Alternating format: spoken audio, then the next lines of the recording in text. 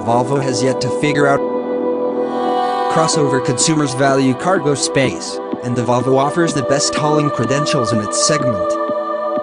Its 63.3 cubic feet of maximum cargo capacity is greater than that of the Acura RTX 58.9, Audi Q5 60.4, BMW X3 62.7, and the Mercedes-Benz GLC 56.5. The XC60's cavernous cargo volume is even capacious enough to beat the Cadillac XT5 by 0.3 cubic feet, and the Caddy is half a size class above the Volvo. Putting Thor's hammer down. The ease with which the XC60 accelerates and devours a set of turns makes it feel like one of the lighter, more sprightly crossovers in its class. In the XC60 T6, Volvo adds a supercharger to its already strong 2.0-liter turbocharged four-cylinder engine for a grand total of 316 horsepower and 295 pound-feet of torque. That gives it alert acceleration with satisfying power delivery, thanks to the added supercharged boost. The twin-charged engine is connected to an 8-speed automatic transmission with shift paddles I rarely used, simply because the default transmission programming is perfectly fine. In fact, I rarely ever thought about the transmission because it's so good at fading into the background, letting the engine's robust power shine. The XC60's all-wheel drive system is a laudable supporting cast member, though. Like the transmission, it also fades into the background, allowing all 316 ponies to hit the pavement with little drama when you need to pull out into traffic quickly.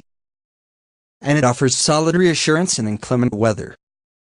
When it comes time to quickly haul the XC60 back down to a stop, the SUV's brakes feel on the qui-vive. Unlike the plug-in hybrid T8 version that M-Haul tested at the beginning of the year, I didn't find these brakes touchy. Volvo has yet to figure out how to mix regenerative braking with conventional braking, and as a result, the T8's pedal feel is disappointing. It has its modulation down pat with the T6's conventional brakes, however. The direct and accurate steering is pleasurable, too, complementing the XC60's relatively flat cornering and confident grip. From behind the wheel, the XC60's right feels tuned toward the firmer side of the spectrum, but throughout my 564 miles of testing, the SUV never sent jolts up my spine large enough to register on my cerebellum's Richter scale. With the expert ride and handling balance the standard steel springs offer, I'd recommend you save $1,800 and forget the air suspension option. While we're on that topic, I'd even prescribe saving $8,100 by forgoing the aforementioned T8 model.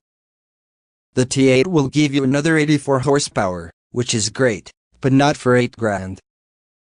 Also, 17 miles of all-electric range and a few extra miles per gallon aren't worth all that money. My T6 tester gets 21 miles per gallon in the city, 27 miles per gallon highway, and 23 miles per gallon combined. I averaged 23.9 miles per gallon.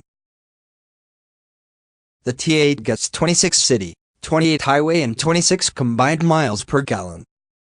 For people with short commutes who can plug in every night, that's fine, but the economy gains versus the cost likely won't be worth it for most people.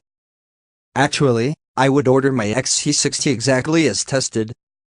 The sub-$40,000 base model is a well-equipped value play in the segment, but as optioned, my $61,465 tester features LED fog lights, keyless access, a Homolink transceiver, a heated steering wheel, heated seats front and rear, plus Napa and Nubuck sanded, suede-like leather upholstery that's so satisfying to caress.